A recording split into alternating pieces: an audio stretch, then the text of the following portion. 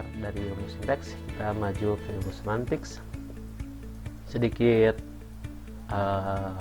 pembukaan bahwa semantics itu adalah ilmu yang membahas tentang makna, tentang arti. Bila mana tadi ilmu sintaks itu ilmu yang membahas tentang bagaimana urutan tata bahasa, kata apa yang lebih pantas, kata apa yang lebih cocok untuk disimpan sebelum atau sesudah kata yang lain. Sekarang semantik lebih fokus kepada bagaimana sebuah untaian kata itu bermakna sesuatu, entah itu beraturan atau tidak si untaian kata tersebut, selama itu maknanya bisa dipahami atau bisa dikuasai, dipahami, dimengerti oleh si pendengar, maka itu concern dari ilmu semantik ini. Baik, yang pertama di sini saya tulis nasi anjing itu pasti maknanya konotatif. Kenapa? Sekali lagi, pembahasan sebelumnya tentang sinteks bahwa si anjing, kata anjing tersebut itu tidak diposisikan sebagai kata benda, tapi sebagai sifat kata yang menjelaskan, modifier dari kata nasi. Maka oleh karena itu pasti anjing di sini pun bukanlah makna yang sebenarnya berupa wujud ekor hewan yang punya kaki 4, berbulu, dan suaranya mengguguk, misalkan seperti itu. Tapi pasti di sini maknanya konotatif, itu sudah pasti. Yang kedua, apakah nasi anjing ini berkolokasi? Berkolokasi itu adalah kata-kata yang biasanya itu sering beriringan, sering muncul bareng-bareng. Contohnya, kata meja itu biasanya muncul bareng-bareng sama kursi. Kemudian kalau dalam bahasa Indonesia itu kata jatuh pun sering-sering dia berdandengan, beriringan dengan kata bangun. Lalu bila mana kita terapkan si pola kolokasi ini pada contoh nasi anjing, apakah kata tersebut berkolokasi? Ya, mungkin Anda bisa jawab sendiri apakah kata nasi dan kata anjing itu berkolokasi atau tidak. Silahkan dipertimbangkan.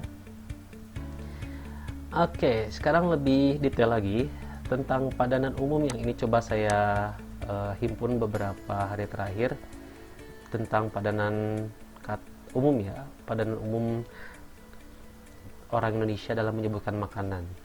Kita mengetahui itu ada bubur ayam, ada nasi kuning, ada bagi orang Bandung mungkin tidak asing dengan channel ini.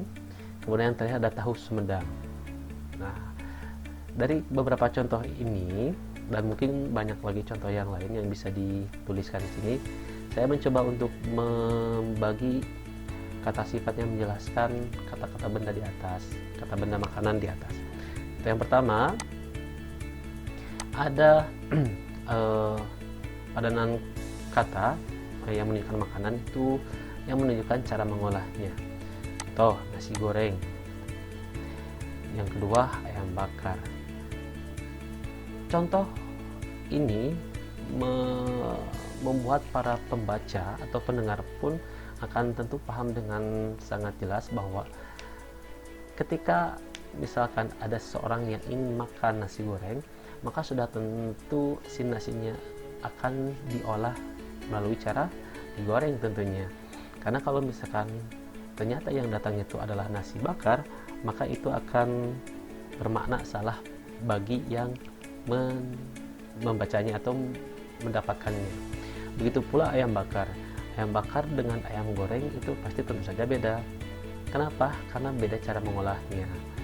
Nah, kembali ke aturan yang tadi bahwa si goreng dan bakar itu tetap digunakan sebagai modifier atau sebagai penjelas dari si headnya, dari si kepalanya, yaitu nasi dan di sini ayam.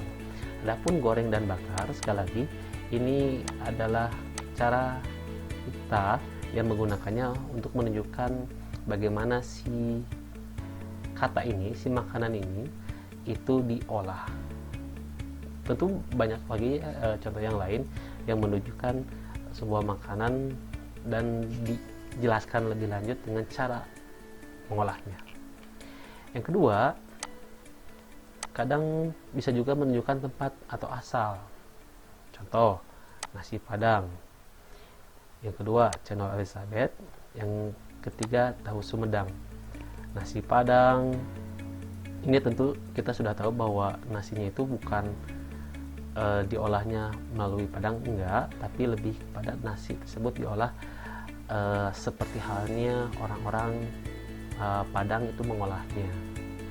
Terus ini pun sama, kita tahu bahwa cendol itu hampir di setiap kota itu ada, cuman kalau di sini di Bandung itu pasti akan ketahuan bahwa cendol Elizabeth itu ya pasti yang datang yang produksi dulu di salah satu kawasan di sudut kota Bandung.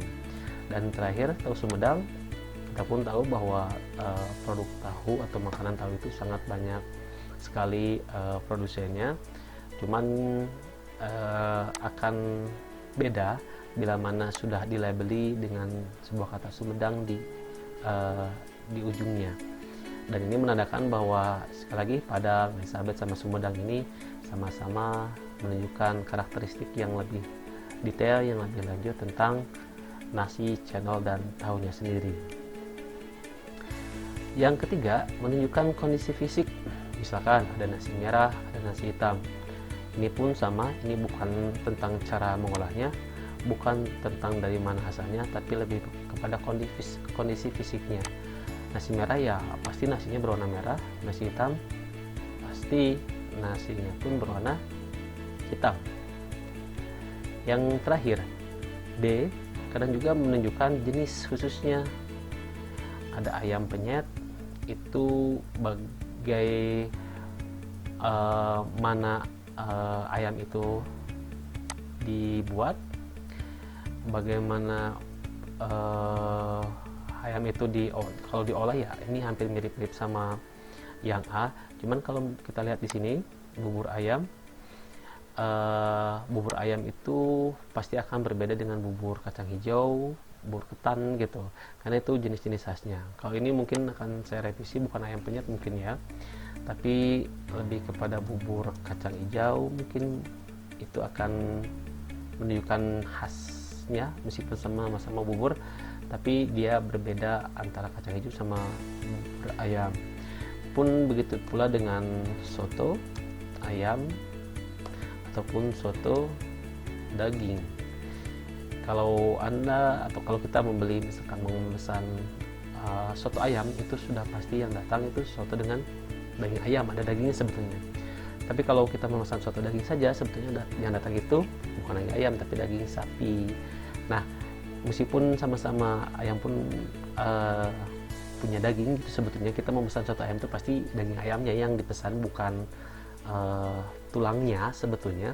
Tapi entah kenapa di kita seringkali mungkin karena efisiensi lebih memilih untuk langsung aja soto ayam, tidak soto daging ayam, dan memilih kata soto daging daripada soto daging sapi mungkin ya. Ini lebih kepada efektivitas, efisiensi penggunaan kata saja. Nah, bagaimana dengan nasi anjing? Apakah itu menunjukkan cara olahannya? Apakah itu menunjukkan tempatnya? Apakah menunjukkan kondisi fisiknya? Atau itu jenis khususnya kalau nasi anjing? Silakan dipikirkan saja terlebih dahulu.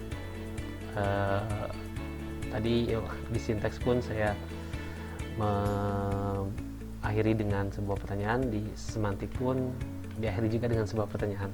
Semoga bisa menjadi pemikiran kita bersama, menambah wawasan bahwa apakah penggunaan kata dalam frasa tersebut itu tepat atau tidak.